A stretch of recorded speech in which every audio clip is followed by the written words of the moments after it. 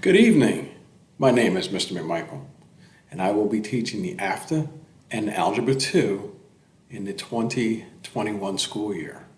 I got involved in actually coaching football at the high school and college level and enjoyed it so much that I wanted to become an educator and return back to Widener University to receive my master's in secondary education.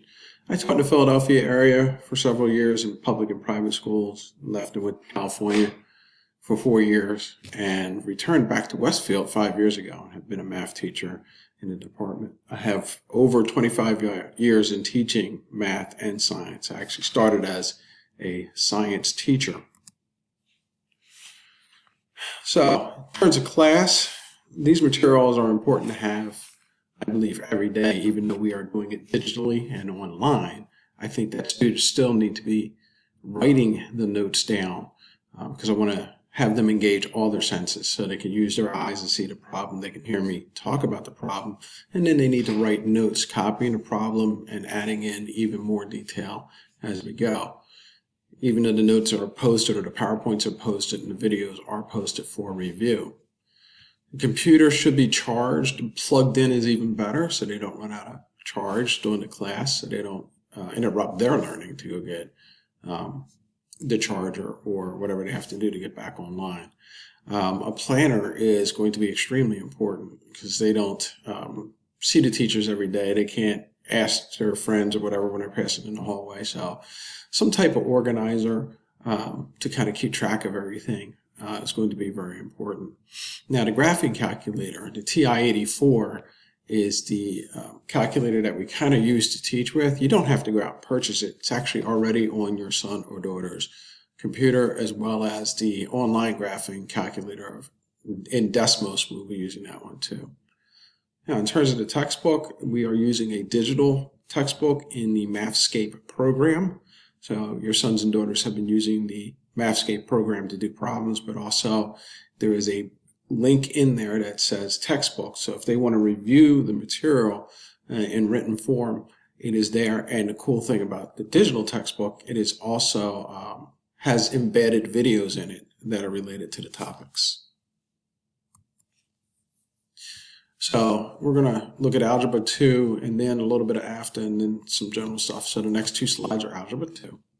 And this kind of covers what we're covering during a quarter. So we're covering functions, various families of functions, and we're looking at the characteristics of those functions. So we're kind of asking the same question inside of each unit, and we're looking at the translation, how it moves across the graph, and finding the solutions, which are where it crosses the x-axis. So it's pretty much the same general questions for each type of function that we're looking at. So in the 4 quarters that we have this year, we are looking at all these various functions in the function family. In Algebra 2, there'll be different ways of, or various ways of assessing their understanding of the material. So first, there are going to be tests which are going to be 40% of their grade. So we still will have tests, and there will be open note tests. So it's very important, going back to the previous slide, that they have really good notes and are able to use those for their test. It will just be to their advantage. So class even is more important in that sense. There are also quizzes which will happen in the class period. By the way, tests will be during the class period as well. Quizzes will be during the class period, and there'll be short evaluations to see if they are keeping up with their studying of the material and understanding of the material.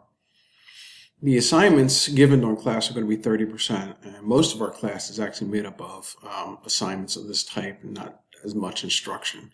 And then homework is really a small portion of the class. It's only 10%, and there isn't a great degree or amount of work that is needed to be completed outside of the class period itself.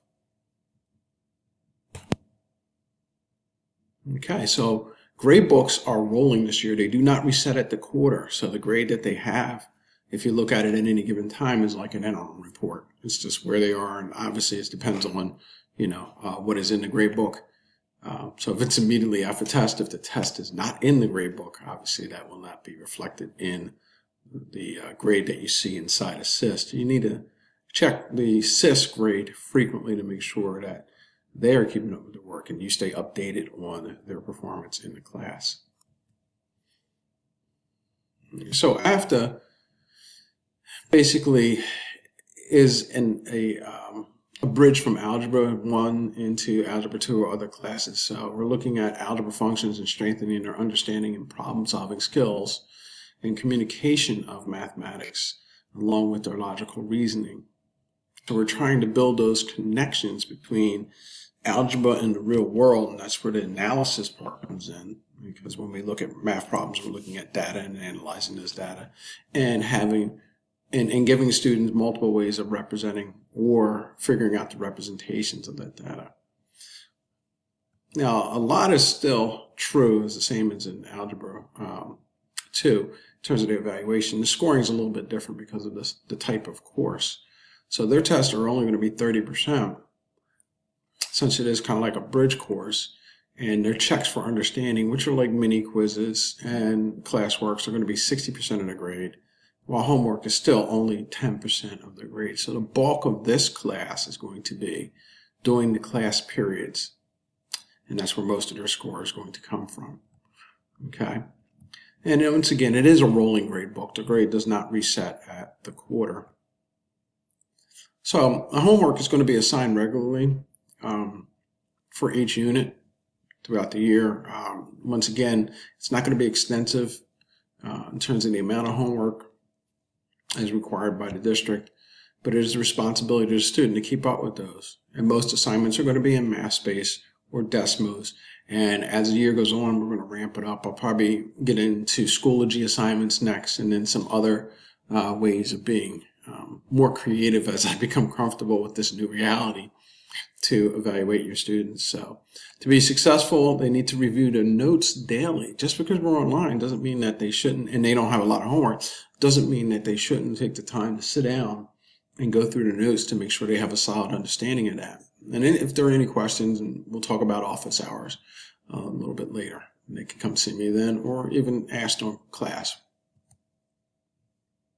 Went a little too far. So quizzes, there will be a quiz in each unit. The date will be given on the unit calendar. However, it may adjust depending on how things go, because the year and scheduling and all kinds of things are still in flux with what we're doing. So they just kind of have to be comfortable. I won't try not to surprise them with quizzes. Try to announce those in advance. Okay. So the material on the quiz should be covered in advance of that quiz. Okay, so actually for both classes, there are about 9 or 8 units for the year. Okay, the cumulative final could possibly happen at the end of the year, but it will be worth no more than 10%. Right now, our team is actually looking at not really giving a final of any sort. So if there is, it'll be at the end of the year. And there will be a unit test every unit. So once again, classwork is vital to their understanding, so it is important that they are in class every day. Okay, so that material or that classwork, that check for understanding, is given during class and expected to be completed during class. Okay. So for extra help, Monday mornings, 9:30 to 10:30, I am available for office hours in the Google link that's actually in Schoology. It's one of the first things. I'll keep it at the top of the feed on Schoology so the students can see that.